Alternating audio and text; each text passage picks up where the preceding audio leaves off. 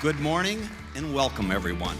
Scottsdale Forward is our signature event development around economics undertaken by the Scottsdale Area Chamber of Commerce. What a day in paradise again. We have a Chamber of Commerce Day we have today. Wouldn't you say? We believe that we serve our students best by connecting with the community first. The city of Scottsdale has been engaged into a high level of making sure that we have a positive business environment. Your theme of moving Scottsdale forward. We're speaking to a group last week. Since 2013, Scottsdale has been outperforming the region, state, and country. On behalf of Cox Business and our 3,000 Arizona-based employees. And my travels are extensive around the country, and this probably, especially this time of year, the finest place in the country to be. I think virtually any economist will tell you if you want to grow an economy, you have to do four things. These guys are really bringing real jobs to Scottsdale, and we really appreciate what you guys are doing. We're going to talk about different things in Scottsdale. We've been able to solve both of those problems by being at Scottsdale. Scottsdale Healthcare, now Honor Health, has been integrated with the fabric of this community since we opened. Nationwide would like to build a new facility here. Some major expansion in terms of the number of folks we would bring into the area.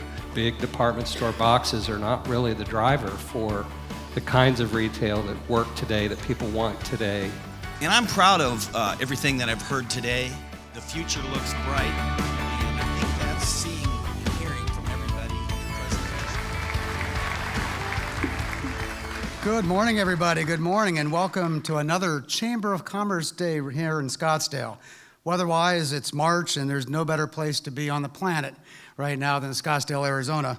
And from program-wise as well, today is Scottsdale Forward, and it's one of our signature events and a highlight on our calendar. Scottsdale Forward is the signature economic development event by the Chamber. This initiative is held every year, and it's an opportunity to learn, to create conversation with a goal to address with the business community the economic development vision, the needs, and the current experiences that our city is undertaking now from a diverse perspective. Every year we learn a lot, and this year will be no different. Some housekeeping things first. Special acknowledgement to Dr. John Gaylor and the Scottsdale Community College for hosting us again for a beautiful event this year. How about a round of applause for Scottsdale Community College? We've got some dignitaries and special guests in the audience that I'd like to recognize as well. Today with us is Vice Mayor Virginia Cordy. We have council members Suzanne Clapp, Linda Milhaven, Guy Phillips, David Smith, Kathy Littlefield as well. We've got Mark Stanton, a Paradise Valley council member as well. How about giving them a round of applause for being with us this morning? This event also would not be possible without the support of all the organizations that step up to help us sponsor this event.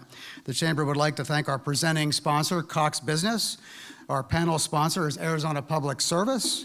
Our executive sponsor, Wells Fargo. We have some corporate sponsors as well, ASU, Banner Behavioral Health, Cigna, and SRP. Our breakfast sponsors are Alliance Bank of Arizona, Arizona Bank and Trust, First Bank, Russ Lyons Sotheby's and Jane Blacker, and we have in-kind sponsors as well. Scottsdale Community College, of course, Pro One Media Productions, Scottsdale Video Network, the City of Scottsdale. It's amazing, but it takes an army to put this event on. How about a big round of applause for everybody who played a part in that this year? So to welcome us to Scottsdale Community College, it's my privilege to be able to invite to the stage Dr. John Gaylor, President of Scottsdale Community College. Give it up for Jan. Good morning, Scottsdale. On behalf of the entire Artichoke family, welcome to Scottsdale Community College. We are honored to host this event. It's been a pleasure, and I always know that it's time for Scottsdale Forward because my office furniture disappears. No sacrifice is too great. So, great cities with a robust and a healthy economy are always accompanied by great higher education institutions or education institutions. Scottsdale certainly passes that test. Scottsdale Unified School District is a high-performing school district, one of the leaders in the state of Arizona and likely beyond. Wonderful teachers, dedicated teachers and staff, principals and community members all coming together to make it so. Scottsdale hosts a wide variety of private schools, both everything from kindergarten through high school and beyond. Lots of choice in Scottsdale. And certainly, just down the street, Arizona State University, a University Research One institution, bringing all the value and the assets that that designation connotes. And right in the middle is Scottsdale Community College, an excellent community college, an excellent opportunity for not only our residents, but for our students across the valley, across the United States, and even internationally. Now, by any quantitative or qualitative measures, we provide excellent educational opportunities. And it isn't enough that I believe so or say so. For the last 3 evaluative rounds, Scottsdale Community College has been listed among the top 150 colleges in the United States. That's about 10% of the total number of community colleges in the U.S. And that designation comes, excuse me, from the prestigious Aspen Institute for Excellence in the Community College. And so it's, I'm pretty biased, but we have wonderful faculty and staff and community partners that help make that a possibility. And if that isn't good enough, we are the only public 2-year institution that sits on tribal land, and we are very proud of the partnership that we have built with the Salt River Pima Maricopa Indian community, and you're going to hear from President Ray here in a couple of minutes. So if you remember nothing else from what I say, remember one line. Scottsdale is a great place to live, learn, work, and play. Enjoy the program, and thank you for being here today, folks.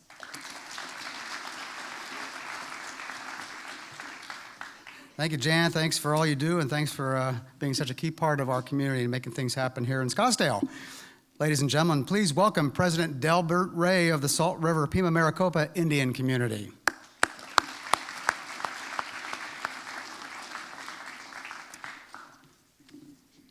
Morning. Welcome to Salt River. I don't know what else to add on to what Dr. Geller has just said, because being here, Scottsdale Community College has given us good opportunity. It's good to have all the visionaries sitting before me to maintain a sturdy economy. I think that's what it's all about. I just want to say that we are the Salt River Pima Maricopa Indian community. We're comprised of 2 tribes, the Onakamara'atam, the Pima, and the Pipash, Ilchidom Pipash, which is commonly known as Maricopas. It's all about partnerships. We were just talking, Dr. Yellen and I've been in office now. I'm on my last year of a 4-year term. And when you're ahead of it, it looks like a long time. Time just goes so fast, I'm glad in the time that I've served the community here that we've developed some really strong relationships. I heard some names being mentioned, the Scottsdale Council. Welcome to each and every one of you, all of you from the business community. I just want to say that that partnership is very important, because when we consider these kinds of ventures, Salt River, we're known for our hospitality. So we always look at how does this impact others around us. So we've always been mindful. But I just want to say that you're very welcome here in the Salt River community. I'm very honored to be here among you, just to present this time of welcome that, and I know that you'll have a very good session here today, again, just to continue to build on what we have already. So with that, I'm just gonna say welcome and have a good time of learning. God bless you.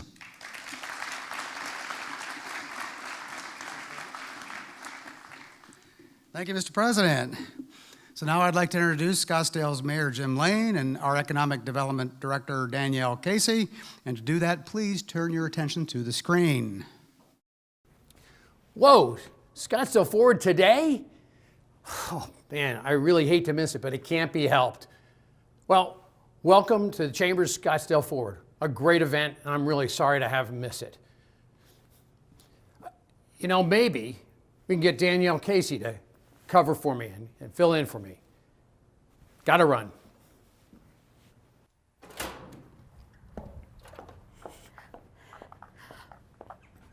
Well, I'd actually love to help, Mr. Mayor, but I'm not really going to actually be in town. Our whole team actually has a very good reason for that. We're going to be at the South by Southwest Trade Expo in Austin, Texas, and we're going to be there to promote the city of Scottsdale as a top location of choice to business and talent. The South by Southwest trade show floor will be visited by 75,000 conference attendees over 4 days. So why are we choosing this conference to attend, other than that there's a lot of people there? Forbes actually calls it an indisputable showcase of the hottest tech trends across industries. Attendees come from more than 100 countries, making it a great place to gain exposure for our business brand and to meet new domestic and international companies that may be interested in scaling their operations in Scottsdale. 87% of the attendees have a bachelor's degree or higher, 59% earn more than $100K a year, and 1/3 are self-employed or own small businesses. Access to labor is a top corporate location factor for our existing businesses, as well as those we'd like to bring to the city. To that end, we are also featuring a new Choose Scottsdale job board on our website, which provides a place for talent to find jobs at Scottsdale companies, along with great community information like healthcare, housing, education, and recreation. Help us on our marketing during the show on social media. Be sure to use hashtag ChooseScottsdale and hashtag SXSW. Thanks again to the Scottsdale Area Chamber for inviting me to participate in Scottsdale Forward, no matter where I am at. Again, I am so sorry to miss such a fantastic annual event as Scottsdale Forward, but I've got to go get packed up for this trade show. Thanks again.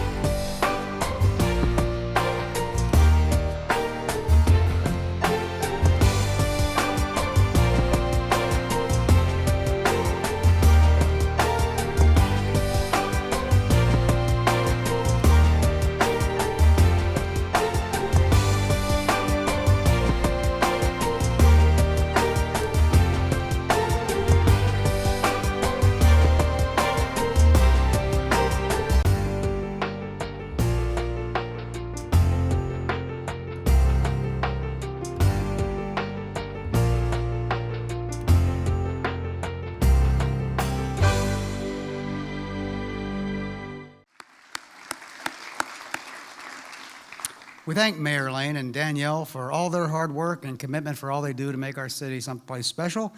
Now, at this time, we'd like to welcome David Bentler, Manager of Community and Economic Development of Arizona Public Service, who's today's panel moderator. But first, please enjoy this short video.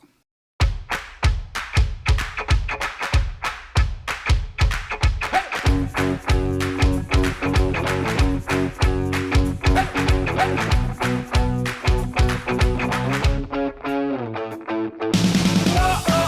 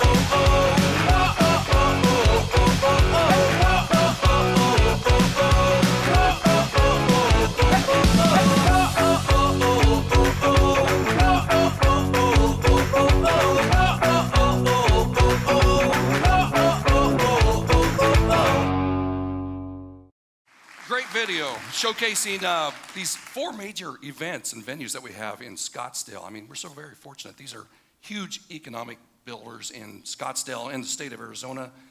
Economic engines, excuse me, they bring so much entertainment and excitement to Arizona, and we're just very fortunate to have them. Excuse me. I'm David Bentler with APS, and I'm just very honored to be your moderator for this amazing panel. So with that, we're just going to bring this panel out here and get this started. So to get this kicked off, we're going to bring out, we'll start with the greatest show on grass, the caretaker of the Waste Management Phoenix Open Golf Tournament, the big chief of the Thunderbirds, ladies and gentlemen, Andy Markham. Thank you, Andy. And next, from the world's largest collector car auction, selling over $116 million of cars this year, the general manager of Barrett-Jackson. Ladies and gentlemen, help me welcome Nick Cardinale. Thank you, Nick. Now moving on to spring training. A previous city councilman for the city of Scottsdale, now the executive director of the Scottsdale Charros, who manages the San Francisco Giants training facility, or the training facility here in downtown Scottsdale. Ladies and gentlemen, please help me welcome Dennis Robbins. Thank you, Dennis. See ya. And finally, the person responsible for the sales and marketing of the huge Westworld facility in northern Scottsdale. My slides even look like, so I know what to talk about. Hosts hundreds of, I like that, hundreds of events in Westworld. Ladies and gentlemen, please help me welcome Carter Unger. Hey, Carter, have a seat. All right, welcome everybody. Thanks for being here. Thanks for having us. Yeah, you guys, first of all, I just want to say thank you so much for what you do. I mean, the energy you bring to Scottsdale and the state of Arizona, as well as the economics that you bring to Arizona and Scottsdale, is just amazing. And that's the kind of some of the stuff we want to talk about today. So appreciate that. And we're going to try and save some time for the audience to ask a few questions as well. And we have some technology that'll allow you to answer a couple questions. A little nervous about that. It didn't work yesterday, but it's going to work today. So we need you guys to help us out with that. Let's just start off with the big chief. Big chief of the Thunderbirds, Andy Markham. You just finished off with a record year this year, 700,000 participants in attendance. I was one of them. Tell us about the financial impact to the city of Scottsdale and to Arizona for that fact. And then also I know that you do a lot of charities as well, so maybe chat about that a little bit. Sure. Like you said, we had 716,000 people this year, which is a record. We've broken records the last 4 years in a row, kind of going back to 2015 when we had the Super Bowl here. And Arizona and Scottsdale has been the beneficiary of having larger sporting events kind of in the same time frame. So in 2015, we had the Super Bowl and the Waste Management Phoenix Open. In 16, we had the Open and obviously the National Championship football here. And then last year, we had the Final Four. So we've been able to piggyback on a lot of that. But not only, is it just that we had 716,000 people, including 200 and some had plus 1,000 on Saturday alone. All those people really they bring something bigger to the whole perspective. Sure. We do a study through ASU, through the WP Carey School, and it proved that in 2017, the economic impact was over $410 million to Scottsdale and Maricopa County in the state of Arizona. So the tournament also generates about 50 plus million in gross revenue, which in fold lets us give, somewhere between $10 and $11 million to 200 Arizona-based charities. So it's a labor of love, and it's amazing. Every time somebody comes out and watches golf and has a beer or a hot dog, it goes to local charities. So we're proud to be a part of that. I'm proud to contribute to that as well. Likewise, me too. So Nick, we moved from the largest sporting event in the world to the largest auto auction, the Barrett-Jackson. Nick, so much talk and so much energy that goes on at this event. Give us a little highlight about the final sales results this year and how that affects the Scottsdale and Arizona economy. And also, I know that you do charities as well. I always see, every once in a while I see that car up there. This is going to charity. So tell us about all that. Well, we had another successful year this year. We had 325,000 people come through the gates over 9 days, after hearing 700,000. But over the 9 days, we sold over 1,700 cars. We're primarily no reserve auction, so a 99% sell-through rate. The cars that were there, almost every single one of them sold for $116 million. On the charity front, we raised over $6.21 million this year for charity. And that's over 100 million now over the life of the company. So we're very excited to reach that pinnacle. We had over 5,000 bidders, which was a record for us. Of those 5,000, almost 1,900 of them were new, bringing new people into the hobby and into the community. We had bidders from all 50 states, which was exciting to see, over 13 countries. We were live on television for over 37 hours internationally, broadcasted. And the economic impact, we did a study actually in 2016, a joint study with the city of Scottsdale. And just for Scottsdale alone, Barrett-Jackson brings in about $168 million to the community of economic impact. So, fantastic. That. Thank you. That's great. Dennis Robbins. We now move to the Major League Baseball spring training event. The Cactus League, and in particular the Charros, are in charge of the San Francisco Giants down in Old Town Scottsdale. And I know it's just so, right now, it's going on right now, and it's so exciting to see all the people walking around with Giants jerseys and other jerseys and using those bicycles, and it's real vibrant downtown right now, so this is exciting. So tell us about your attendance numbers, I guess, and your financial impact to the city of Scottsdale. And I know you guys do charitable work as well.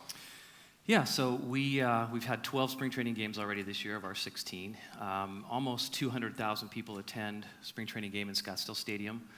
And the economic impact is amazing. So the Cactus League does a study every couple years, and 2 years ago, the economic impact to the Valley from spring training is $544 million. And to put that in perspective, the last Super Bowl that was here was $500 million. So you don't realize it, but spring training is like having a Super Bowl every single year here in the Valley. So it's extremely important. I have a friend who owns a restaurant in downtown Scottsdale, Old Town Scottsdale, and he does 40% of his annual sales in March. Oh. So it's incredible, and it's because of spring training, of course, and you know our hotels are busy, our restaurants are busy, and shopping is packed. So it's a driver, obviously. And our charities, so we didn't start out as a charitable organization. We really were there, the boots on the ground, taking tickets and working concessions and making spring training happen since the early 60s. But over the years, we've been able to raise money for the community by selling programs and advertising. We have the Charro Lodge in right field. And so over the life of the Charros in this community, we've given back over $15 million into Scottsdale specifically. Last year, $1 million alone. And about half that goes into public education, and the other half goes to local charities. So it's spring training does it for us, and it's been a great economic driver. Fantastic. Thank you. Carter, first I just want to say we're so sorry to hear the passing of your father, Fred Unger, earlier this year. He was such a visionary, such a wonderful person. We loved him as a board member of the Chamber of Commerce, Scottsdale Chamber of Commerce, and our heartfelt condolences to you for that. Thank you.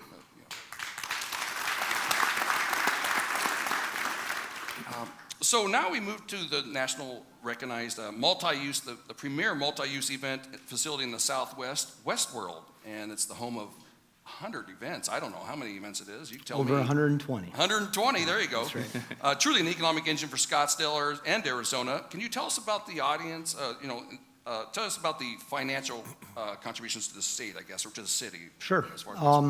A lot of people, or some people, aren't aware that the Westworld is ran and operated and owned by the city of Scottsdale, and they do a tremendous job of doing that. The city had the foresight and vision to do the remodel and renovation that completed in 2014 so that we could climate control and run this amazing facility year-round. That has allowed us to increase our events from around 80 to over 120. Our attendance numbers now are up over 900,000, close to 1 million a year. Oh my goodness. And like most municipality or county-ran facilities, the real benefit to the area is in the direct economic impact and indirect impact. Unlike many other facilities, Westworld does an amazing job, thanks to all the staff there, of running very efficiently. Whereas we are a general fund, but unlike a lot of other organizations, we are able to bring in money to offset those costs. And we run at about 95% efficiency, which is amazing for this type of venue, and then create hundreds of millions of economic impact dollars for the area. We have events year-round now in the summertime, from children's festivals to RV shows to home shows, pinners conferences, off-road expos, international sportsmen's expos and hunting, all kinds of things. And the real beneficiary, and not that it's a nonprofit, but we don't do it for profit at Westworld. So the real beneficiaries of this nonprofit, if you will, are the citizens, not only through that economic development and taxes, but also through creating a greater sense of place, a love of the city, because there's activities and events that appeal to a wide demographic of people. And it's that remodeling that happened in 2014 that we've now capitalized on, that it's allowed us to increase events in quantity, but also quality, and diversify the types of events we have here. It'd be great to have Barrett-Jackson year-round. I think nobody would disagree. But we can't, so we got to fill it with all kinds of other things that the public's looking for, and we're excited to be doing that. Thank you. That's wonderful. So, all right. So we're going to go to another question here for the panel, for all of you actually. What are the contributing factors to your event's success, and how does it relate to your location in Scottsdale? So we'll start off with, well, Nick. We'll start with you. Shake it up here. Got this mic here. Oh, is it working now? There we yeah. go. All right, perfect. So. Well, Barrett-Jackson has been around in this community 47 years, and obviously we're partners with the city of Scottsdale and Westworld, so I think we get a lot of support from the community, which is great for our success. We've turned ourselves into an internationally recognized brand, and Barrett-Jackson now is considered a bucket list event up there with the Kentucky Derby and Super Bowl, and we get people coming from all over the world to come to our event, which really helps. Live television is huge for us. Especially in our space. There's not a lot of people doing live. I don't think anyone's actually doing live television. There might be another auction house that does television, but live television, the major corporate sponsors, Ford, Dodge, GM, getting that type of support. I also think our no reserve format is very unique. Nobody else does a no reserve format. It's very hard to do a no reserve format because you have to prove that you can have the buying power in the room to sell those cars. It's a scary thought if you think to bring your car of that level, a $100,000 car, and you're saying, sell it for me, I hope it does well. You don't get to take it back. So I think those are kind of the most important factors. Being in Scottsdale in January obviously helps. That's great. We have a lot of Canadian, East Coast, and Midwest customers that love to be here in Scottsdale. It's such a beautiful place to be, especially this time of year. So I think that helps us as well. And the venue. Westworld is a very unique venue, and we're very fortunate to have it because it allows us to really grow and expand in ways that you can't do in a lot of other venues. As people know, we're in Palm Beach, Florida, we're in Las Vegas, we're in Connecticut, and none of those venues allow us to do what we're able to do at Westworld. And we're very fortunate to have the city behind us and allow us to do that. So. Great, thank you. Dennis, how about you? Well, we can't do what we do in spring training without great partners. I mean, it's a team, and so the city of Scottsdale, city council are amazing, and are huge supporters. Obviously, the San Francisco Giants, a great team. And then the fans, we couldn't do it without the fans. Buying programs, buying concessions and tickets, coming to the Charros Lodge. So partnerships are key, and maintaining those relationships are very important. And of course, the proximity of the stadium, where it's located, is huge. Nobody else has a stadium in their downtown. The location close to shopping and dining and hotels is second to none, and so it makes the experience better than any other Cactus League experience. The grass out front of the stadium and the trees is so inviting, and then when you walk in, you're close to the field and to the players, and it just has a great vibe, and there's nothing else like it in the Cactus League, so those things help us tremendously. And then the pioneers who had the vision to create this, they carved out a corner of a farm in downtown Scottsdale and built a small field and a little tiny stadium and started to promote baseball in the desert. And it's really grown, and we're lucky to have it where it's at, and it makes it one of the best experiences that you can have in spring training. I agree. Thank you for that. Carter, how about Westworld? Westworld's all about location, ease of use for both the producers and the attendees, and convenience. We're located right off the 101, which makes it very accessible for people all over across the valley or individuals flying in to either produce an event or attend an event. We are easy to get to. We don't have to deal with parking issues since we have over 11,000 parking spaces. Event producers find our large 386 acres to be easy to get in and out of, space to grow, as Nick pointed out. And all of these things right at the base of the McDowell Mountain Preserve, which is gorgeous and such an asset for the city. all these things make it an ideal place to host events. It makes it easy for, if I'm taking my own family to an event, I like where I can pull right into a lit parking lot right next to the building. I don't have to worry about walking blocks to get somewhere like other facilities. So it's all about ease of use, convenience, and a beautiful location. Not to mention, the city undertook this amazing task by partnering with the federal government. And the good news is, and a lot of people don't realize, again, that we're on a federal water retention basin for that, 100 million, whatever year storm. So it's never going to go away. We're not at risk of development. Unless you have that 100 million losing. year storm. Right, correct. That would be bad. But we have this location right in prime heart of down Scottsdale that will always be there for the community. And that's a great asset. Fantastic.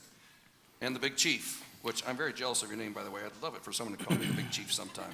That's great. I get it for 2 more months. So okay, for 2 more months. You can say it as much as you want today. All right. These guys pretty much said, a lot of the reasons why we're successful. I think similar to the Giants Stadium, that the PGA and the Thunderbirds had the vision to locate the TPC in North Scottsdale 30 years ago. We just celebrated our 30th anniversary of the Open at the TPC, and years before that, it was at Phoenix Country Club. Well, we ran into all the issues, right? The tournament started getting bigger and bigger, and you just couldn't house that many people at Phoenix Country Club at 7th Street and Thomas. So when we moved it to Scottsdale, we had great partners in the PGA and the city of Scottsdale. We've got awesome partners in the first responders. We couldn't do it all without the fire department, the police department, the city managers, just the Scottsdale, brass, if you would. And again, there's no better place in the world to be in than Scottsdale, Arizona during, the winter or the spring. So it has become a bucket list. We do get people from all over the world, and the biggest factor too is our biggest partner is the weather. So we've had such great weather. We've got awesome fans. We've got great business leaders that support us, not only locally, but nationally, but we couldn't do it without, the city of Scottsdale as our partnership. So. And you did a great job with the weather this year. I was in charge of the weather, yes, so thank you. That was the Big Chief's job. So here's, for the panel, what are the challenges that could threaten your continued success in Scottsdale? This is a very important question. So you know what, we're going to shoot over here to Carter. Start with you. What are the challenges that could threaten your continued success in Scottsdale? I think one of the biggest ones would be complacency. We completed this amazing facility remodel, enclosure so we could have everything climate controlled in 2014, and it's a world-class facility, and we're finding great results from producers coming and wanting to be part of it, but it's very easy for that to fall behind. The event world is constantly changing, venues are always updating and upgrading, and if we feel we can just sit back and not try to stay competitive, we're gonna lose out and it'll happen quickly. So as long as we are continuing to invest in capital improvements and the other necessary things to stay competitive, I think, the location and everything else will keep us on par with the best venues in the country. But we gotta make sure that we continue to grind and we continue to reinvest and keep moving forward. Absolutely, appreciate that. Dennis? Well, you stole my word, complacency. I was taking it for granted. We need to be vigilant about increasing the fan experience, making it better all the time. And that's not only the service that we provide and the team that we have, and the location obviously is fantastic, but we need to make sure that we're constantly making the fan experience better. So the city and the Giants and the Charros all contribute to a capital improvement fund every year. We make small improvements to the facility. This year we added a couple half fields and a little green space for the players to practice in the back, but we're also in the middle of updating the master plan for the stadium and taking a look at, what's the long-term 30-year vision for the stadium. How do we make it better for the Giants and for the citizens and for the fan experience? And so we're going through that process right now, and the Giants have a wish list as they do, and we've made improvements. Obviously, we rebuilt the stadium in '92. We made upgrades in 2005, and so here we are again looking at upgrades again and making it a better fan experience, adding shade, adding amenities. And I think the other thing is, from a citizen standpoint, is to make it more multi-use. So how can we have more festivals and events and meetings there as well? So when baseball's not here, how do we take advantage of the location of that stadium that does so well in the month of March that also can take advantage of its location other times of the year as well? So I think that's the vision, is to make something that's already a great place to have an event even better on the other months. And so that's what we're looking, in partnership with the city and the Giants, the Tourism Development Commission, Experience Scottsdale. So we have a lot of people in that event space and tourism industry that are to want to improve the facility and not be complacent, resting on our laurels, just to take it for granted. Fantastic. Nick? I think in the event industry, we all have the same issues pretty much. But if I'm going to speak to Barrett-Jackson, what we have going on, for us it's parking and covered space and asphalt.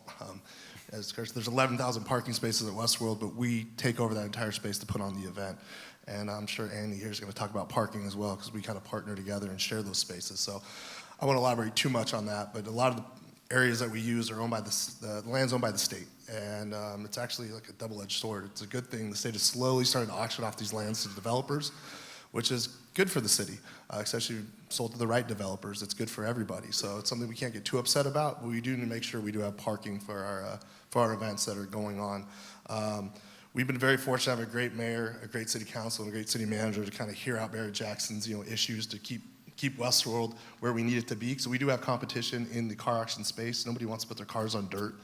The other issue is the covered space. The city tent has been a big issue back and forth.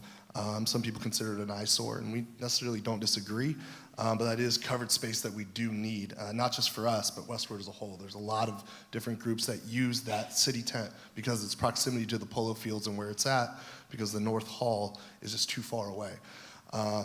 But tents have a lifespan, and the covering of the tent is, it's coming to the end of its lifespan. It's very expensive to replace that. But to completely dismantle that and take it down and have nothing there is going to be a costly endeavor. So hopefully we can find a way to, if we turn it into something else and use that money for something positive that we can all use for all the different events that use there, because it's not just Barrett-Jackson that uses it, and make everybody happy. So hopefully that's the goal we can get there. Great. And I know the audience picked out the parking as well, so I think they noticed that as well. Big Chief. Good. I'm glad you said Big Chief again. Again, I mean, like these guys said, we have a lot of the same issues. One thing I think we took on last year, we really made it our focal point, is the American sporting experience is changing and it's evolving. And somehow and somewhere the fan, not every fan, but some fans have taken on the belief that because you pay a ticket, you can act a certain way. So we took on an initiative last year, respect the game, respect the players, respect the fans. And when you're moving 700,000 people in, feeding them, drinking them, moving them out, you got to do it safely. So we run into infrastructure problems. And as far as I'm concerned, the Phoenix Open does not need to get any larger. I mean, we're about where we need to be. We have venues for everyone, but we also have wonderful partners. Again, I can't reiterate this enough, with our first responders, with fire, police, and just our city managers in general. But getting that many people in and out, becomes an issue. And we try to do it safely. We try to have the fans be our partners as well into doing it safely, so everybody has a great experience. But again, I think our biggest challenge is going to be parking. And just by the fan response to the audience response to the last question is, with the evolving of Uber and Lyft and public transportation, we're going to have to solve for the parking issue. And it's hard to move a lot of people in and out. So that's kind of what we're looking down at. Great, appreciate that. Well, I'm just going to leave you with this. This is our final question here, and maybe just a couple sentences if you could, if you want. What last thought would you like to leave this Scottsdale Forward audience regarding your events, or regarding anything, quite frankly? I'd just like to, leave them with how thankful we are. Again, there's my buzzword of the day, partnership, and you can call me Big Chief afterwards again. But just how thankful we are to have such a great partnership. The communities of Scottsdale and Phoenix have afforded us to throw one of the biggest sporting events in the world, and all said and done, over the history of our tournament, we've given $122 million to charity, and we couldn't do that with all of our friends. So we're very, very thankful and fortunate. Same thing. I think we're thankful for the partnership we have with the city and the city council and the city manager and the mayor. They've been so great to Barrett-Jackson, and I think tourism is such a big part of Scottsdale.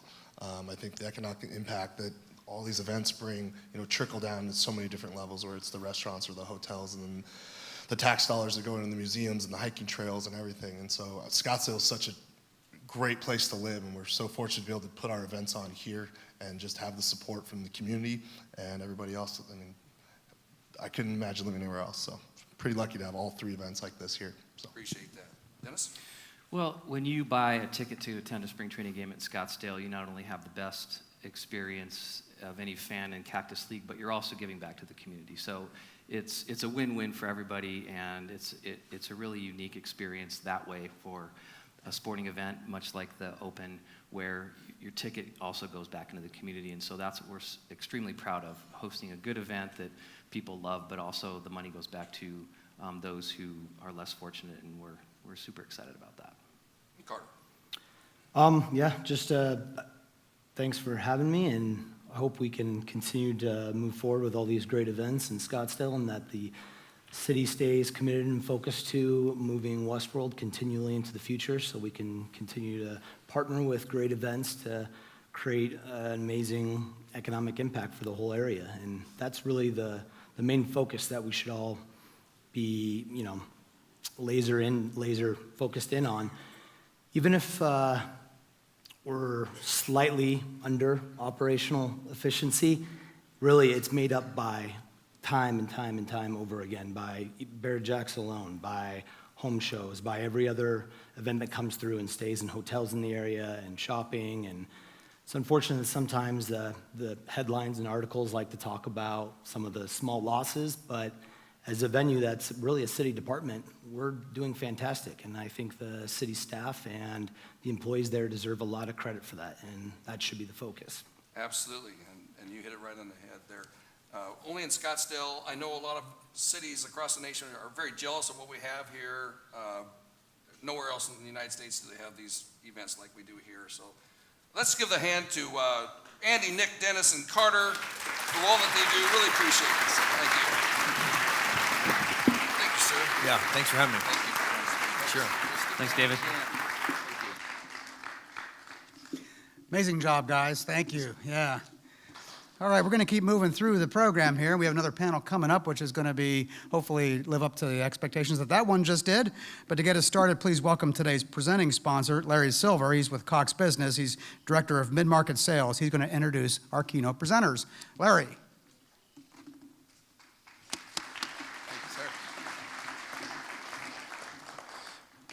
Again, my name is Larry Silver. I'm with Cox Business. It is my pleasure to be able to sponsor this event today. Cox Business has a long history of supporting economic growth in the community. We've been sponsoring this event for years, and we are truly grateful to Scottsdale Forward and the Chamber for allowing us to be a part of this. Thank you all for being here. Cox Business helps small, medium, and large businesses compete on a local, national, and global scale by providing the tools necessary. Steve Jobs once said that megabytes are the technology of the future. We're seeing that more and more, whether it's faster internet, more robust phone service, or a more secure business or network. It's what Cox does, so it was truly our pleasure to be able to sponsor today's event. So thank you, and again, thank you all for being here. It is my pleasure to be able to introduce our keynotes. I'm going to be introducing both Jim Thompson and Rachel Sacco, starting with Jim. He was appointed a city manager in January 2017. He has over 20 years of experience as a city manager, previously holding that position in Casa Grande, Bullhead City, and Bothell, Washington. Jim has also served on the Arizona State Personnel Board since 2004 and as an adjunct professor in ASU's Department of Public Affairs since 2011. He has a bachelor's degree in accounting from Indiana University and a master's degree in business administration from Regis University. And then we will have Rachel Sacco, who is the president and CEO of Experience Scottsdale, the sole organization responsible for marketing Scottsdale as a premier travel and meeting destination. Rachel's been an integral part of Experience Scottsdale since 1986, By the way, as of March 31st, she will be celebrating her 32-year anniversary with that organization. She started when she was 4. She became the organization's first president in 2001. She was named to the Governor's Tourism Hall of Fame in 2006 and was honored in 2011 by Scottsdale Leadership with the Drinkwater Leadership Award. Rachel is a national board member for the U.S. Travel Association and sits on the Arizona Lodging and Tourism Association board. When you read these, doesn't it make you feel a little bit humble, like, wow, what am I doing with my time? Are you all sitting there saying, I watch too much TV and I should be doing more of this work? Well, please keep watching cable TV. My children need you to do that. So please. But without any further ado, my deep thanks for being here and participating. And next up is Jim, followed by Rachel shortly after. Thank you.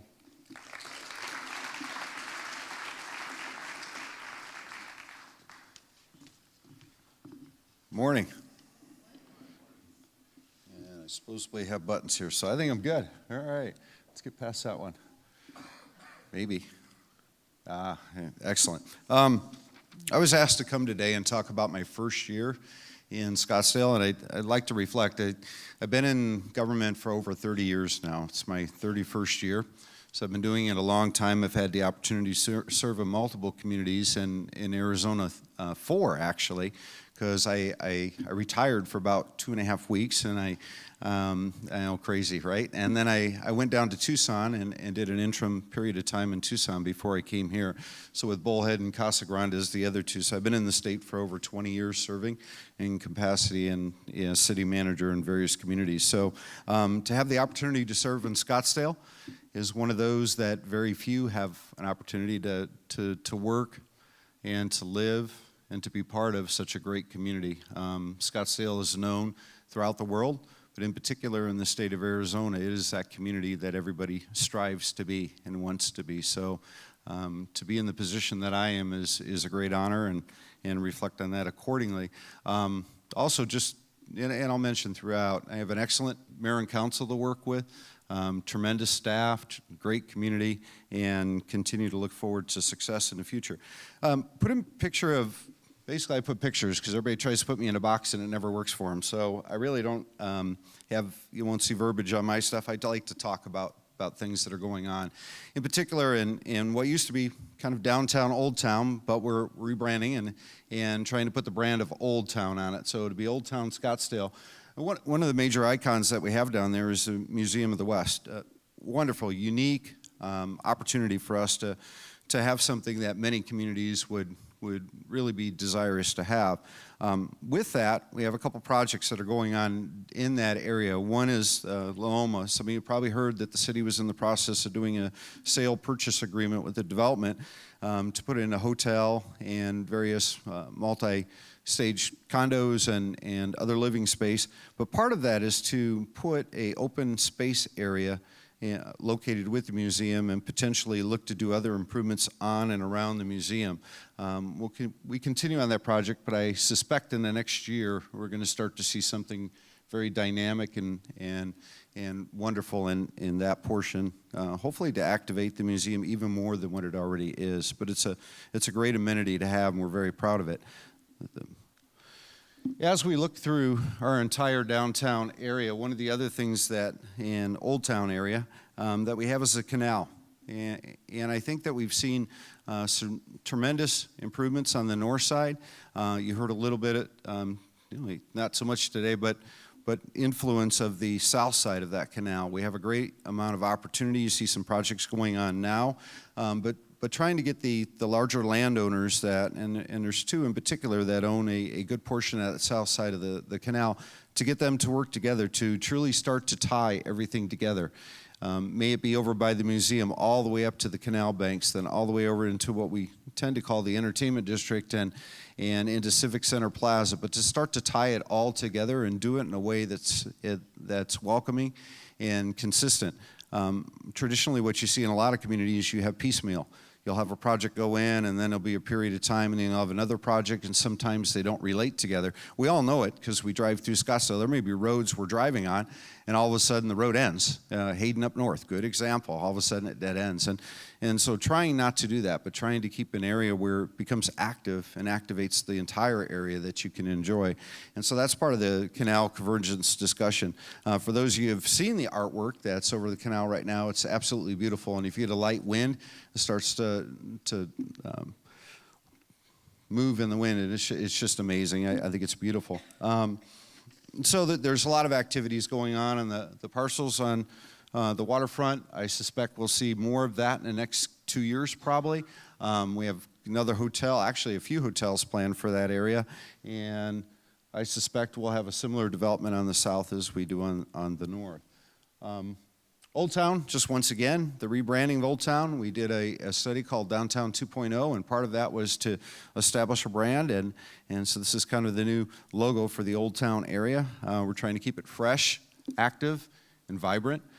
You heard numbers earlier today of, in particular, at least on the restaurant side, the amount of activity that occurs in these few months here. And it's a make or break period of time for many businesses because there's so much opportunity. And so what we're trying to do is find ways to activate it all year round, not just heavily in one period. And that's hard to do, especially with the heat and the other things we have in the summer months. But we got 9 other great months to try to activate even more. And even in the summer, we'll try to do that. One of the things that we're very fortunate to have, and when you think about downtown districts, in our case Old Town, a lot of communities, many of us have probably visited them, where they don't have all the things that we have. You know, we have the large stadium, we have hotels, we have vibrancy in the sense of small shops, opportunities, art galleries, just something for everything. The entertainment section, we also have the mall. And if you go to many downtowns or central districts and communities throughout the country, they're missing pieces of that puzzle. But we have all the pieces of the puzzle to continue to build on, which is amazing. But Fashion Square in particular, they're going through some renovations, as many of us have probably experienced. They're wonderful renovations, and one of the things is that Fashion Square are very fortunate. They're bucking many of the national trends. Many of us look around, or we've gone places in the past and shopped, and we see malls closing down throughout. And we're fortunate. I don't think that's going to happen in ours. I look around and I say, who's going to be the last standing? And I think Fashion Square is going to be the last standing mall in the area. And that's great, at least for my lifetime. Beyond my lifetime, it's going to morph into something else. It has to. The changing buying patterns. And one of the things that we're challenged with the city, and I think most of the western United States, west of the Mississippi, we're not as heavy in property tax as maybe on the east side of the country, but we rely on sales tax. And what's happening with sales tax, when people shop online, more and more shopping online, the way the states distribute that tax is if you buy something online, it goes to the state, and the state redistributes it through population. So if we're spending, and our buying patterns in Scottsdale are such, especially with our tourism activity, if we're spending 6-7 times as much as a community of similar size, the state online, the state will collect that portion of money and they'll get the same amount as us. I use Glendale as an example. If we have $10 in sales and sales tax generation, and they have $5, at the end of the day, they get $7.50, we get $7.50. So it's not distributed based on where that person lives, where they acquired it, online or otherwise. It's just based on strictly population. And so having the mall and having it be vibrant and having sales occur there is a wonderful thing. So I always tell everybody, if you have a choice, go to the mall, buy your item, or buy it in Scottsdale. And it makes a difference when you walk in and buy that. And keep in mind there's large employment associated with the retail segment in the community, and so that means employment, that means additional dollars in the economy that get to turn and move forward. But again, the changes that are occurring in shopping, I suspect that we'll see other malls in our region close, but Fashion Square is taking action to make sure that they're very viable and viable into the future. Side note on that too, two things that people tend to be in today's world, and I'm not sure if Rachel will touch on it or not. People are traveling now to enjoy various foods, call them foodies, as well as shopping venues. And so having a mall such as Fashion Square in the middle of downtown really opens the door for some of those new people experiencing travel in different ways than historically we have. You heard a lot about the stadium earlier. There is a lot going on with the stadium. Got projects from one end of the community to the other, and they're very diverse and very challenging for various reasons. No different with the stadium. We took out a portion of a parking lot over by the court to expand the fields on the backside that I think had been mentioned by Dennis, and we have a wonderful partnership with the Charros and the Giants, and we're continuing to work through that. It's an old stadium in the sense that it's somewhat aged in comparison to the new ones that are out there and what the team desires to have. The city's going to be challenged, working with all the partners, to try to find ways to make some major improvements to that. I think there was discussion regarding activating the stadium much greater than what it has been in the past for open events to the community. To do so, we're going to have to make some additions and some changes.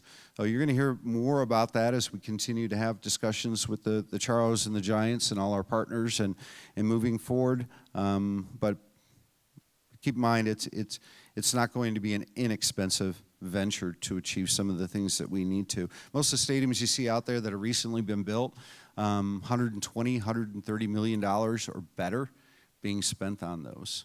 And so for us, we're very fortunate. Its location is very unique and promising, but also the view.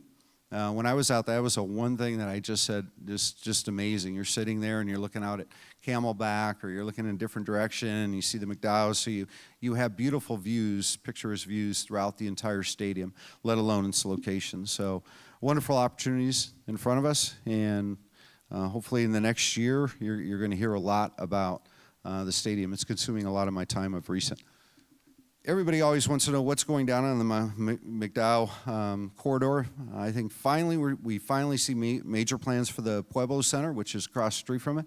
Everybody asks what's happening with that, and then I have all different opinions of what should happen with that, which is normally the case. But one in particular is the Element Hotel. It's a Marriott brand. It'll be going down on McDowell on the corridor, 148 rooms. Going to be a wonderful addition to that area. We continue to see development occurring, and SkySong continues to be full. I think their occupancy rate is one of the highest that they've ever experienced in the last couple of years. And there's a lot of startup companies in one of the facilities, which is great. We hope that they're successful. Then they locate their continuous efforts in Scottsdale in the future. A bunch of hotels planned in the downtown and Old Town and southern portion of the community now. Not going to talk about all those. I'm going to run out of time here shortly, but it's pretty exciting, and I believe that we're going to see a lot of synergy become of that. I'm going to start moving forward here a little bit quicker. Up north, I think one of the issues that was asked and talked about was parking. Obviously, a great view. You see portions out there that are on the north end, in your case, the upper end, which is state land. State land's been very active in the last year. I suspect probably in the next 6 to 12 months, many of these parcels will be put up for auction and acquired, eliminating some of our parking. So what do we do with parking? The past year since I arrived, we've been talking a lot about parking. We'll be probably coming forward to Mayor and Council in the near future to discuss some options available to what to do with the hundreds of thousands of people that come for our events up north and how to park them. Challenging for us, and hopefully we find solutions that work well. I know many venues out there today have to bus people great distances, and we're hoping to eliminate some of that need by ensuring that we have adequate parking for those issues that occur up north. They continue to grow. Great success. I think this year we had our biggest numbers yet at most of our major events up north. Went extremely well considering all the people that were up there, and we hope to continue to have great success in the future and see it grow. But we are going to be challenged with a few issues, in particular parking up on that north end. This is an exciting project. Some of you are probably, okay, what's happening? We've probably heard rumors about the Cracker Jack site. Now, I know for many there's a long history there of a place for families to gather in Scottsdale, but it has been acquired. The Cracker Jack site, the new project called La Villa. It's 28 acres. It'll be a mixed-use project. If you look across the street at what's happening over in Phoenix, I suspect that you'll see something much, much grander than what's occurring on that other side with this project. It's a team of individuals who are the investors. I won't mention names, but a group that I think you will all know, respect, and know that the quality of their product will be tremendous. And I think we'll all be proud of it when it's done. And the ideas that they have for that site, I think it's really going to, it's a game changer. We have a lot of game changers. You look at Loma, you look at down at Skysong, some of the things that are going to happen there. You look at the north end, what we have going on there. And then you look in the kind of that other corridor, and this is one of those projects that you're proud to be part of, because I think it's going to make a major difference in the community and into the future. Just a side note, I wish I had more time to talk about this. One of the challenges we have right now is looking at our infrastructure needs and our overall needs in the city. And City Council and their visionary process and the mayor decided to form what we call the Capital Improvement Program Subcommittee of Council. And they've been talking for a good period of time now and discussing what are our needs. Our needs are about $800 million just for the projects that we've identified. Some of that is replacement of aging infrastructure. Some of it's new infrastructure to serve the community.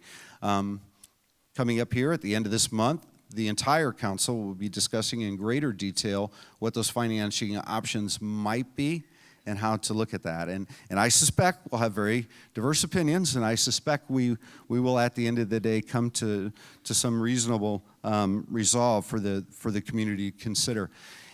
It's very, very challenging because I know it's tough, but again, for any of you that have the opportunity to engage with your neighbors, friends, family, what have you in Scottsdale, the need for our infrastructure financing is immense. And we'll be looking at a number that's much less, but I would strongly encourage you to become as familiar as you can with it, support it, and help us make Scottsdale and continue to be the wonderful city that it is. Without it, we are going to have aging infrastructure. We have aging infrastructure now. I don't want to go into that because sometimes it's an embarrassment to know that we have bridges that are falling apart and crumbling and things that are occurring throughout the community. But we really, really, really need to move forward with this, and I'm hopeful we can. And I think we'll have a great package coming forth this fall for the community's consideration. So again, please support it. If you have any questions or you feel the need to maybe be on the other side of that, I welcome coming and talking to anybody about it in as much detail as you need to ensure that we're well informed to make those decisions. Another portion of the job, one thing that I'm trying to spend more time with is the employees and those who make the difference on every given day. Without the 2,800 of them that we have out there doing their jobs and doing them well. We heard a little bit about police and fire earlier and some of these major events and the wonderful job that they do. But we have a workforce that's truly dedicated, and I'm very proud to be part of that. I'm very proud to represent them when I can, and I'm very proud to spend time with them and them sharing me what they do. So again, I never like to leave them out. They're the ones who really make the difference for us any given day, and they're out there working extremely hard. As I'm up here talking today, trying to ensure that we offer the best possible service that we can, and I think they do a wonderful job. And it's a tough job on some given days. That said, I'm done. Thank you.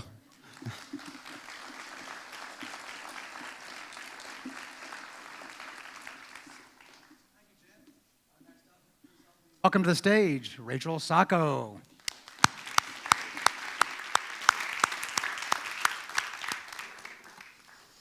Good morning.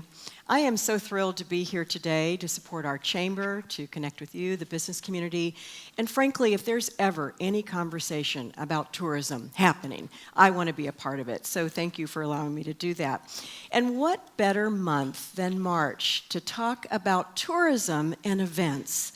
If you have been anywhere in Scottsdale, but particularly if you have been in downtown, this is palpable. You can really see and feel the impact of tourism.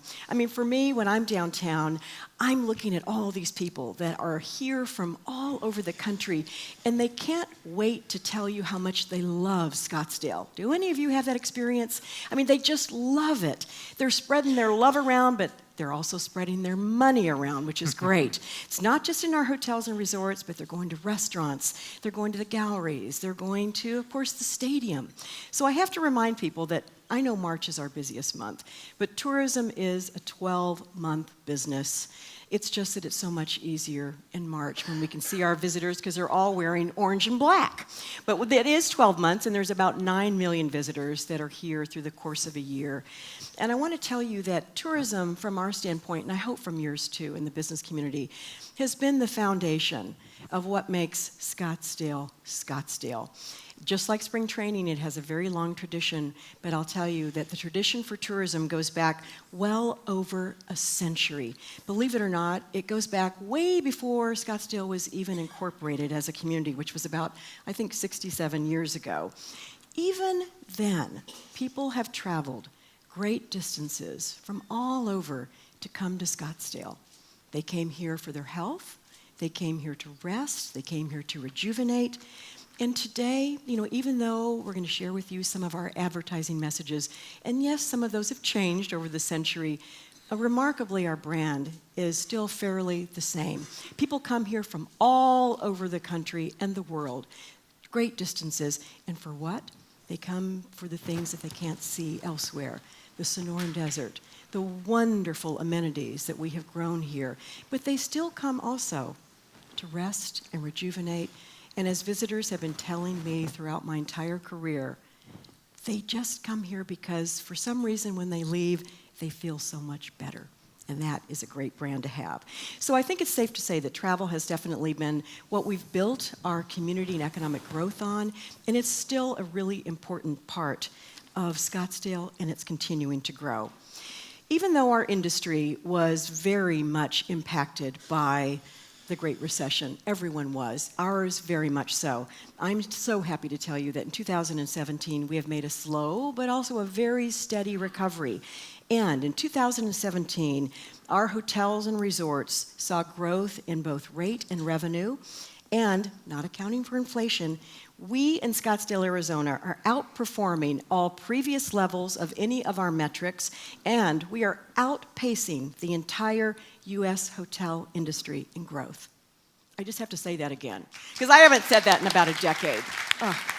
We are outpacing the entire U.S. hotel industry in growth.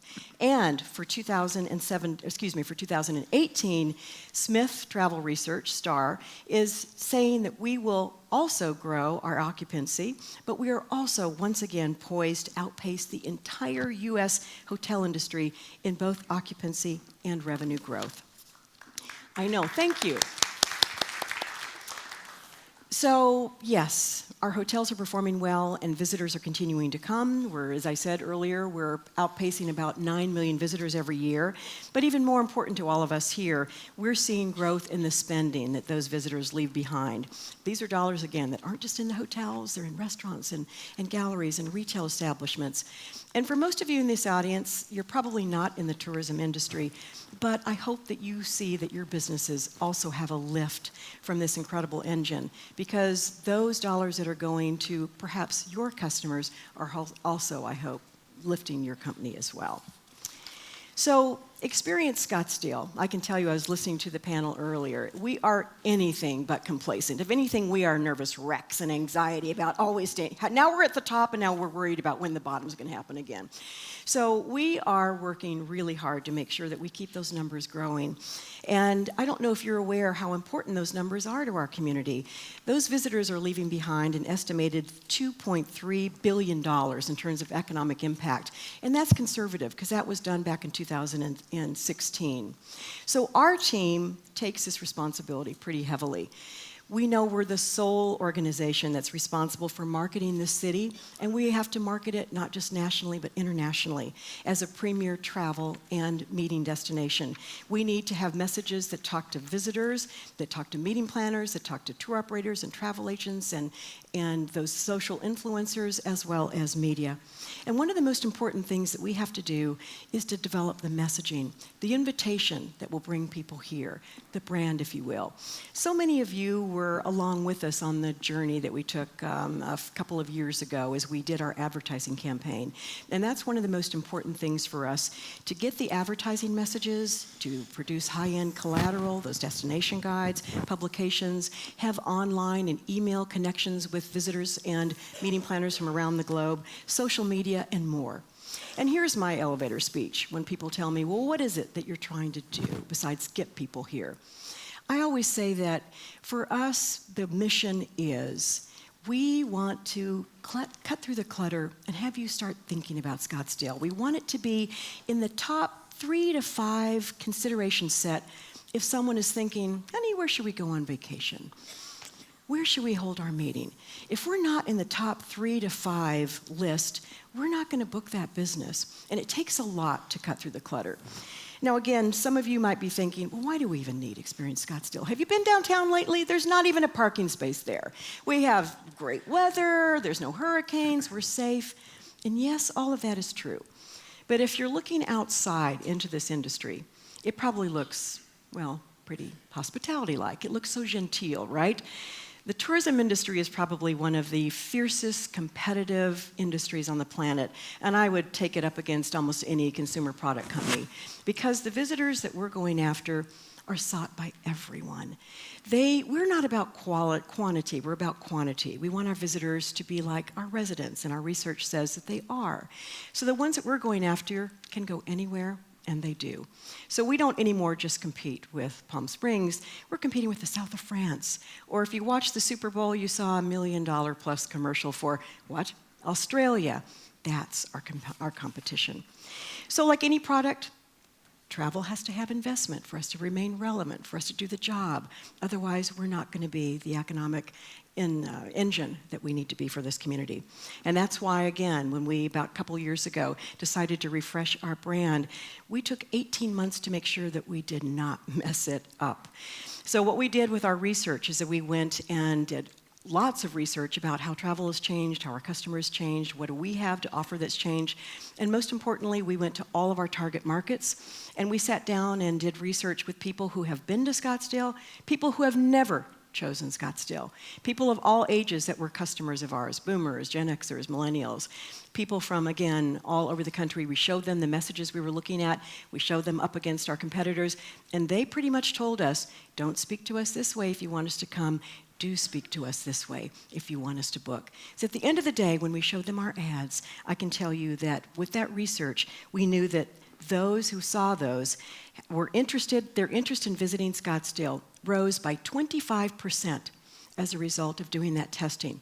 So here we are, we know we have the right messages, which is a great feeling of confidence. We also do research, we've been doing it for decades. One in particular, visitor industry customer analysis, shows us down to the zip code and the household where our affluent customers are coming from. So we don't have to necessarily buy all of Manhattan and use our whole budget that way when we know New York is a target market. We know just where to go to buy the most efficient buy, and again, with the best message. So this is the story that we've been telling all over the world. Some of you, well, I don't know if you've been in Chicago or New York or San Francisco or LA recently. If you have, you've seen this. If you haven't, I'm just delighted to show you that we are taking 2 blocks in in New York, Madison Square Garden, in Penn Station, and in Chicago, wrapping trains, on wallscapes. This is an out-of-home advertising buy, and I will tell you, in my entire long career here, I have never seen a campaign that has gotten more positive impact than this campaign and our advertising campaign. By that I mean people normally don't contact you unless they're upset about something, right? We're getting emails and phone calls and letters and all sorts of communication telling us how much they like this campaign. And one really stuck out for me, and I just want to share this with you. It's not the most articulate or beautiful testimonial I've ever gotten, but This was by a man who lives in Manhattan, and he was proud to tell us he's a native New Yorker. He rides that train in every day to work, comes back, and he's immune to the ads. He's a New Yorker. He doesn't see any of the ads, and he's proud of it. He's riding that train in and out. I mean, I can just hear his voice in my head. And he says, after a while, I look up, and I noticed it was the color of your ads. And I started noticing the design and how beautiful it was. And he said, and I just started thinking about Scottsdale. It was like, I should come to Scottsdale. I was like, yes, we broke through the clutter. I can't wait. He's going to come to Scottsdale. I want to take him to lunch. So that is the kind of, that is what we're trying to do. We're infiltrating people's psyche to make sure that they think about Scottsdale. So here we are, bringing, people from around the world here through a campaign that obviously, according to our metrics, is working. But we also use the research that we do to tell us how can we help need time periods. And I'm going to give you an example of that. 6 years ago, our board of directors said, you can do a better job bringing people here during the holiday season. Why does someone have to fly to Hawaii? Why can't they just come to Scottsdale during the holidays between Thanksgiving and New Year's? So we did our research. We figured out who likes to travel during that time, who has a propensity to come here. We did our messaging. Fast forward now, 6 years later, we have been able to raise the occupancy in Scottsdale resorts and hotels 15.5%, which is great. Because it means those merchants can keep their doors open longer and the galleries can stay open, and people that are thriving during that time period is great. But also, it's given us as residents a boon, because think about all the product that we have now during the holiday season. I mean, the Fairmont Princess started it all with their Christmas extravaganza, but even down to where we have our own Scottsdazzle. That product is great, yes, for visitors, but it's great for us too. So now that we've been emboldened with that success, we're going to take on the need period of all times, which is, of course, the summer. And we're just going to tell the truth. We live in a desert, and you know what? The desert is hot. And it's not just temperature-wise. The desert has lots of hot amenities. There's all sorts of hot events that are coming on board. There's wonderful things about the desert, even in the summer, especially in the summer. So we are having a leisure campaign and a meeting planner campaign. It's going to be regional in this market, Tucson and Southern California, and just wait to see, because I think we're going to be lining up to come here in the summer. Hopefully, when I come back here in 6 years, I'll be able to tell you it's somebody on some train somewhere said, I'm going to go to Scottsdale, and I'm going to wait and go in August. So as I'm kind of wrapping up, I just want to say thank you to all the event producers that were here. We have such a blessing to work with these events. We work with every single one of them. And I wanted to say one thing. They're great for visitors. They're great for us. But there's another thing that they're really great for, and that is that captains of industry and C-level executives sometimes make their first toe in the water for Scottsdale at one of these events. There are great stories about all of these events, but I've heard some recent ones about Barrett-Jackson, where somebody will come out, they'll go to the show, they'll come back for vacation, the next thing you know, they bought a home here, the next thing you know, they're sending their business here, or actually relocating their business here. And that is something that I think we can't forget about events. But don't take my word for it. So we're doing a lot of research, as I keep mentioning. Last year we did some research to test how are we doing? How is this advertising campaign doing that Experience Scottsdale is deploying? Is it working? And we also said, does it help economic development? Because that's really important. Tourism is, I like to say, the secret weapon for economic development. And Tourism Economics and Longwinds International would agree. So one of the things that they saw was that people who were exposed to Experience Scottsdale's advertising and who then came to visit were 226% more likely to view Scottsdale as a good place to start a business. So that's a great foundation for all of us. Lastly, I want to talk a little bit about community engagement. And it's been mentioned today before, and I'm really glad to hear it, we are blessed to have a city manager like Jim Thompson. We're blessed to have a council. And you, as residents, and you in the business community who support tourism, who understand it's a force for good that can help in many ways. And because of the openness with our city, we find that our staff is working literally in virtually every department of the city, trying to find ways that we can use tourism as a mechanism to make this community even better. And our board challenged us with 3 areas in which they wanted us to articulate things that would be good, yes, for tourism, but really good for us in Scottsdale that we're working on with the city. Number 1 is product, experience, and development. Think canal convergence as an example. Transportation and regional connectivity. If I had another few moments, I'd tell you about a great program that we have right now, getting visitors from the airport around Scottsdale without having to rent a car. Downtown activation and connectivity. Jim talked about that a little bit, trying to make this more activated in downtown as a result of the 5-year strategic tourism plan. And really activating all the things that make us unique. The Sonoran Desert, the arts, the culture, the Western spirit, the sports, the connectivity, the charm of our downtown, the architecture, all of those things. And lastly, the reason we can be charged with things like that is because when we are doing well, as we are now, and the visitors come and they leave their bed tax dollars behind, and again, these are not your tax dollars, I mean, they're tax dollars, of course, but you're not generating them as sales tax unless you're staying at a property. So the great thing about this is that the more money we have, the more we can do to plow it back into the community. 50%, yes, goes for us for marketing, but the other 50% goes for making this community great.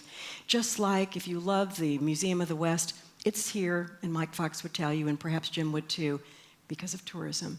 If you love canal convergence, that was seeded by tourism dollars, and there's so much more that we can do together. So I want to close by thanking you for supporting tourism, supporting our efforts, and also if you can't get your restaurant reservation in March, I'm so sorry. Try August, because that's going to be the new hot time. Thank you for all that you do and all your support.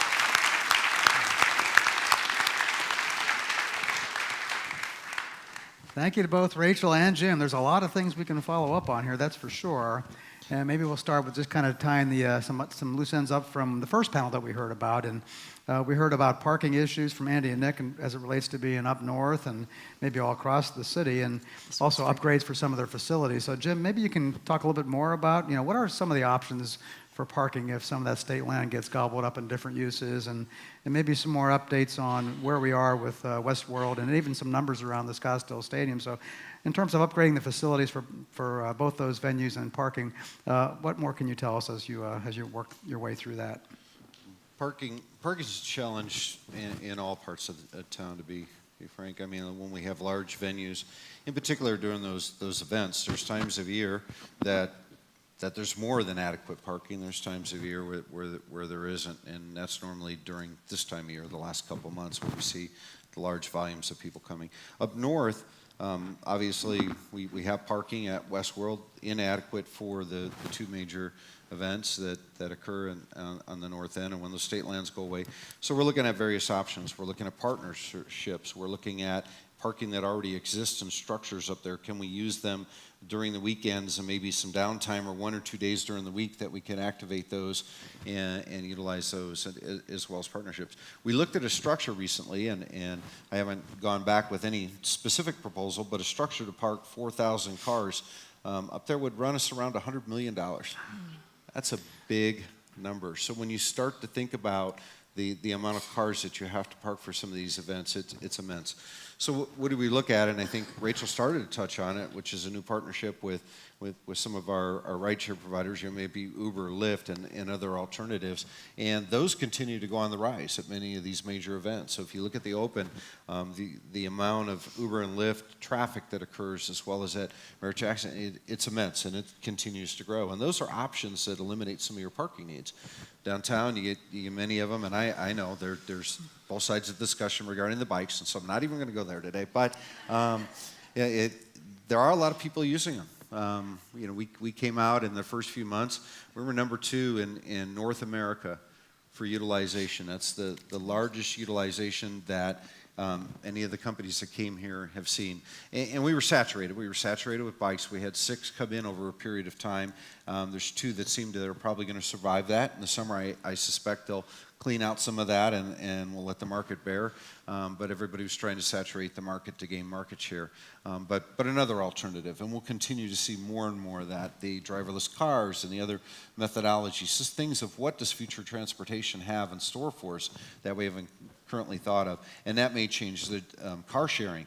Another huge one you see in particular in areas like San Francisco where parking is of a prime. You pay more for parking in some cases than you do for many other things in your monthly expense there. So we continue to look at it. I think we have some solutions that we're going to be bringing forth for consideration, and I think we'll find resolve to that. I'm not worried about it at first, and there's some challenges with it, but I'm not as worried as maybe it's been gravitated to. The improvements at the various facilities, I know the tent came up. The tent's been an issue. We talk about it every year. My game plan is not to talk about it every year. It's just to come forward and say, it's good for 3, 5, 6 years, and at the end of its useful life, we'll deal with it then. But for now, to talk about it every year when it still has useful life, we need to utilize it to its fullest extent. And then at some point in the future, I'm sure we'll have a resolve to that. I'm going to meet with Barrett-Jackson and those that use the facility. We have a lot of programming that goes in there. It's not just the car auction. There's a lot of shows and opportunities that occur in that tent structure, and so we need to think about that and the loss activities associated with that. Probably the key to all of these venues, and Rachel and I have had some in-depth discussion this last year, walking into this year, is how do we activate them in a different way than what we've had in the past? How do we fill those up? How do we achieve that at a different level? And so there's some changes we're going to have to make.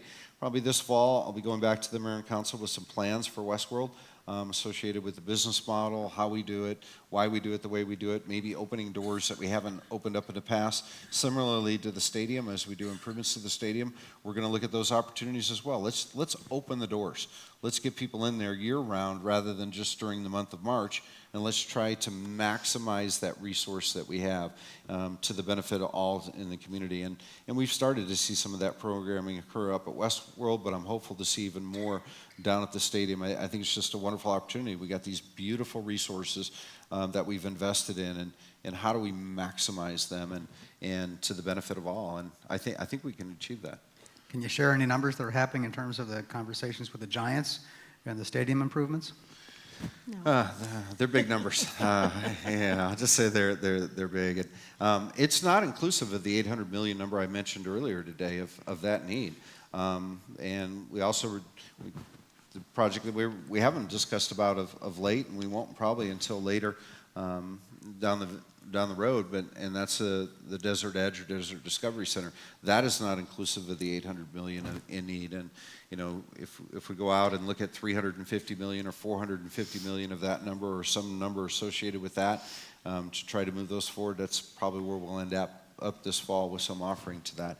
But the numbers, I would say they fall between the 40 and 65 million for the improvements that are necessary at the Giant Stadium and associated cost. Rachel, I've heard the word complacency several times. Carter talked about it, Dennis did, you did. You're on top of the world. So in Scottsdale in general, sometimes it's easy to be complacent in a city as beautiful as what we live in. How do you keep your competitive edge, you and your team, as you look at that whole issue of complacency when you're doing so well right now? What do you do to keep the edge and to stay ahead of the competition? Well, it's really easy not to be complacent when you've been around long enough and you've been knocked down a few times, as we all have. And we know that everything is cyclical. You can always be on the top, and the next few years you can find yourself at the middle or the bottom. And that's where we were in the recession. Now we are at the top of our hotel industry nationwide, and just frankly, less than a decade ago, we were number 25. And, a few years prior to that, before going into the recession, we were at the top again. And I had hotels even say to me, I almost feel sorry for anyone that has to compete with Scottsdale. And I'm like, well, I don't. Because it is, it is a cycle. So what we need to do is continually look at not where we are right now, but to be planning always for the future. So that's why every campaign that we have, we are always looking at what's the next reiteration of it. Speaking of that, Right now, we're going back out to testing because we want to make sure that when I go to Jim's office or any councilman's office, councilwoman's office, that I can say we know that this is working. So we're going back out to test this campaign, this new one, because it's run now for almost a year and a half, and to see, is it working? And if it's not, we need to tweak it. So we're already thinking about what will the next campaign be? What are we adding? And the way that we're so blessed because we have this fund of tourism dollars that maybe it can't pay for everything in the city's needs, but it can do a lot. So we need to start looking out and saying, how do we best articulate all those things that are for us? We're building new product constantly. We were just in our office yesterday talking about a brand new contemporary art month that we're going to be helping to produce with the city and our partners and the cultural institutions and galleries. So we're always looking ahead for new product because if you stand still and if you are complacent, for sure the downturn will come faster. Let's talk a little bit about transportation. So you mentioned briefly that and transportation is a big issue for the city overall, not just for moving visitors around, and maybe you can talk a little bit about your new airport thing that's happening, but also moving workers around. Major employers like our resorts and others in the industry are finding it really to be an obstacle in recruiting and retaining workers. So there's a lot of issues going on with transportation right now. I don't know, there's a lot of solutions out there, but what about the issue of transportation? How are we going to facilitate making it easier for people to get around, both local workers and visitors alike? Jim, why don't you start us with that? Well, I think we continue to look at where technology is taking us, where those opportunities exist, and I'll let Rachel share with her at least some recent changes that we made to get people from airports into the community. And bikes, I mean, alternative means, the buses only serve so much, and in fact, they don't serve farther north. So some of the resorts up there and the employment base that occurs, they stop, and then they have a mile or two to get to work, and so many individuals are finding alternative means so to get there, and hopefully we continue to add those. I look at transportation. It's a huge cost, and public transit, there's some value and some less on the other side, depending on how you look at it. And I know in Scottsdale we've been challenged, discussion of the light rail and other options, and again, those may be solutions of today, but are they solutions of tomorrow? And I think that's where we're looking right now, is to look out in that crystal ball to see how those ways of transporting people are changing immensely, and how do we embrace that? How do we prepare for that? How do we have the infrastructure in place to ensure that those newer ways to transport people from point A to B is available to us? And that's what we're tasked with. We're tasked, but it's hard. A lot of us, going to resist change. Change tends to be resisted, but I think we have some great partners. We continue to partner with lots of industries and look at where to go and what to do. And Uber, Lyft, I've used them both. I've used alternative means when I've traveled to other communities. Taxi cabs are the kind of a thing of the past. You still see them, but again, everything is in that change mode. And I think instant gratification, instant, if I'm a traveler, I arrive at an airport, I don't want to stand and wait in a line. I want to be able to jump in a car, get to where I'm going. Rental cars is changing immensely as well. You no longer will rent, which there's impacts to that, to stadiums and stadium financing and other things. You no longer are going to rent cars at the airport. You're most likely going to Uber, Lyft, or find some other means to get to your hotel. Once you're at the hotel will probably have rental cars available for you, and you're not going to use them constantly. You may go out, rather than having a rental car, having to pay for the parking in many hotels in many cities, you may just want it for 2 hours in the day. And so you'll go rent a car for a couple hours and then use other alternative means of transportation throughout your stay. And that model continues to grow and grow and grow, and I see that occurring. So there's so many changes that are coming forth. The building of infrastructure, there's some major dollars out there available to us that if we're not successful in going forward and finding financing mechanisms this fall, we'll lose that matching money. And it's about 75-80% of the monies are matching money. So for small investment on our side of $70 million, we get $250 million more in investment into the community. So again, that's why that issue is so important. But that's just the transportation element of what we're talking about. Rachel, how about the transportation program you have going for visitors? Well, one of the things that we do is benchmark what are other communities doing that seem to really work well. And we know that we have a challenge with transportation. We know that because meeting planners have telling us and visitors have told us that we're not as easy to get around. There aren't as many options. So we started looking at what are other areas doing. And so we developed a program, and I have to give a shout out to Jim, to the transportation staff at the city, to the council, because it was a really innovative, out-of-the-box program. We're taking some bed tax dollars right now, and we're using a trial program. It's a trial to see what would happen if we worked with Uber and Lyft and Trans-Style Super Shuttle, and if they had a message to their customers when they arrived at the airport, if they could come to Scottsdale, there's a discount, and it's geo-fenced, they can only go to Scottsdale.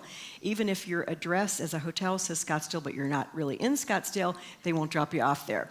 And then not only to your hotel and you back at a discount, but you could also, if you could go to Barrett-Jackson or you could go to the Waste Management, you can take another 2 trips intra-Scottsdale at a discount. What we're trying to do is get people out of the terrible experience of renting that car at the airport, which if you've ever done it, it's not a great warm welcome to here you are in Scottsdale. We want them to rent their cars at the Scottsdale hotels where we get the tax. So what the city's hoping to learn from this is there a solution for not just visitors, but is there a long-term solution for us, for residents and workers? So some communities have done a program like this. They've literally taken buses offline that have saved the city millions of dollars, and they actually have contracts with Uber and Lyft and other rideshare like that. And it's really innovative. The people who take those means of transportation are much happier, and the city is saving a lot of dollars that can go elsewhere. So compliments to the city for taking this on. This will go through our season. We'll reevaluate it and see if it's something we want to do again or to tweak it. But it's a start. Old Town Scottsdale, heart and soul of our city, stood the test of time. But things are changing rapidly in both the demographics of our visitors, which are getting younger, and Old Town, which is not. How do we keep the sparkle and the heartbeat strong for generations to come? Rachel, why don't you start us on that? Well, I think we are doing that. What we're doing is the entire 5-year strategic plan that just recently concluded was all about activity and infrastructure development, redevelopment in downtown. Why? Because it is the soul of our community.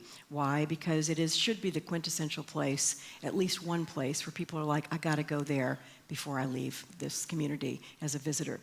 And we have some opportunities. We're looking at, the dream would be if we could start at the Civic Center Park or Mall area, make it walkable all the way to the museum, all the way up to the canal banks, all the way to the entertainment district, have places that are activated along the way, places for you to sit and linger, all sorts of wonderful infrastructure along the way that makes it really attractive and activated along the way, like canal convergence, and maybe 12 months of the year. So things are happening right now in terms of a plan that if we had the funds and if we can even parse it out in phases, could activate downtown, Old Town in a way that I think all of us would be really proud. And that also would allow us to really look at the arts and culture DNA that we have and activate that as well.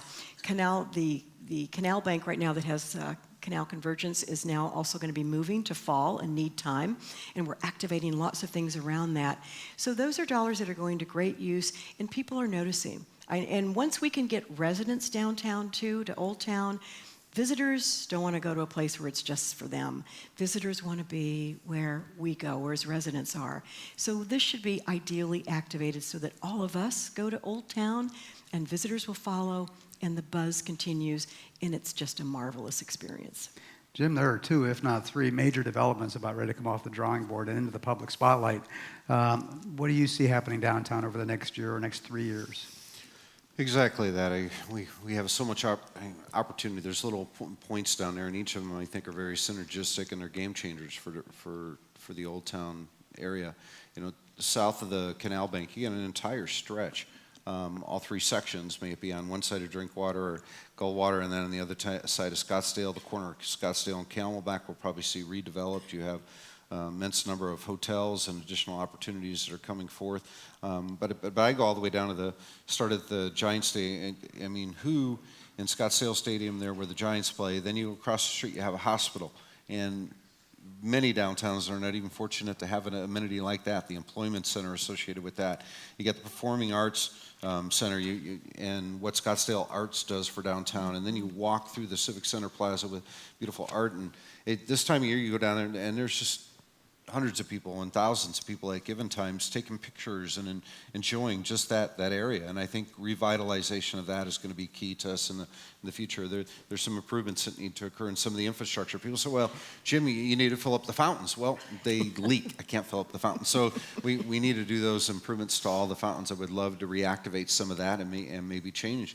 You have a smaller pockets of development occurring around there right now with a smaller level developer who's got some wonderful ideas that's doing great things, and a little conference center that's been put in.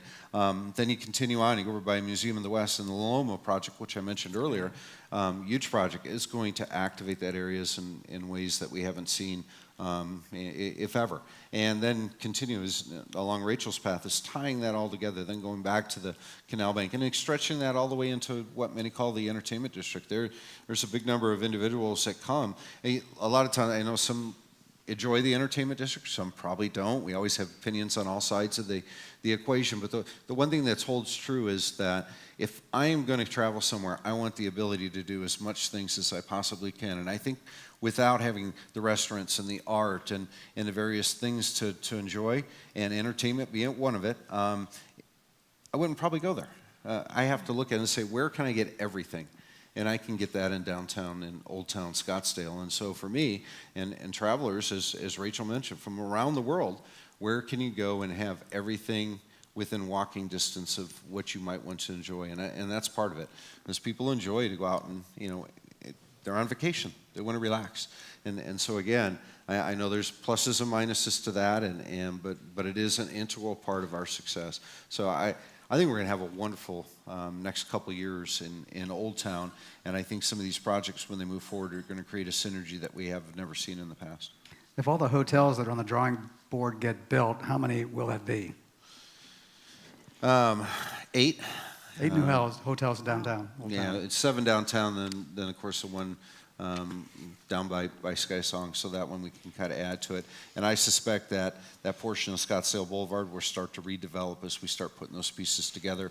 We'd love to see some of that occur and carry that forward. And then you got, as I mentioned, the projects to the north. But there's 5 slated for just in the Old Town area, and then 2 kind of on the outskirts, and then 1 down at Sky Song. Rachel, you're going to fill them all, right? You know it. Let's talk a little bit about the millennials. The millennial generation is now bigger than the baby boomers, which is hard to believe, and they're coming on fast. Are we ready for their impact on tourism? How are you going to have to change to deliver what they want, which is far different from maybe what we've been looking at in the past? And are they a threat to you or an opportunity? Oh, I think they're definitely an opportunity. And again, it amazes me, but the research for our advertising campaign showed us that the messages that we're putting out there to say, please come here, they resonate equally, whether you are a millennial or a Gen Xer or even a baby boomer. And what we're finding is that as the millennials get a little bit more in their career, and they don't act much differently than many of our traditional customers. I think they want experiences. Every single one of our customers, whatever their age, wants a unique experience, and we provide so much that could not be had elsewhere, anywhere in the country. So I think the millennials, as they continue to grow up, and the one that's behind them, Generation Z, they say is very much like the baby boomer audience, which may give some of us in this audience a great deal of comfort. But each one of them brings an opportunity, because the one thing that travel has to do is adapt to change. Our whole community changes, travel expectation changes, but with that, if you can hang on to what makes you special and don't ever give that character away, and then just evolve and bring it forward, it's a great opportunity for the community to keep growing, so that it also keeps our residents growing as well. Cultural tourism is a big buzzword now. Is that part of what you're thinking about for millennials and everybody else for that matter? Yes, as a matter of fact, I just mentioned that just yesterday we're talking about adding cultural tourism every way that we can, including a brand new idea for a contemporary art month, like we had Western Art Month, and like we have these wonderful art walks and canal convergence. I think art is something that we can capitalize on. I hope we double down on. We have some tourism dollars available to help us do that. And I think that kind of art and culture, even though the articulation may be different from generation to generation, it's something that everybody enjoys because it's a visceral experience, and it's something that is authentic to us. When we leave here in a few minutes, it's going to be beautiful outside, but we all know summer's coming, and we've talked about that a little bit already. What specifically do you think we can do in terms of new events, gigantic fans, I know, whatever you need, to bring people into Scottsdale, besides making August go? What specifically can we do? New events? What's it going to take? Well, I think events people travel for events. I mean, just look at the panel that we had here today. You know, some of the people that have never been to Scottsdale before, their first experience was at an event. And then they love it, and they come back, and then they go deeper into the community. They're a visitor. Then sometimes they bring a meeting here. Sometimes they buy a home here, second home, and maybe they retire here. Or the ultimate is they also move their business here. So I think that events are really important, particularly as we try to articulate the need time periods. March is pretty much okay, but let's look at events that can happen in the fall, as we are now, like moving canal convergence from February to October, November. Let's look at things that can happen in the summer. We have this beautiful facility at Westworld. We should have all sorts of events that are happening there during the summer, including that, what is that new one, Fahrenheit something or other, that Jason Rose is putting on, that's going to be the hottest day of the year and the hottest event, and I hope that that will break some great records for attendance too. I can only imagine how hot it's going to be that day, exactly. You're going to be the first one there. There you go, absolutely. Hey, please join me in thanking our keynote speakers today, Jim Thompson and Rachel Sacco.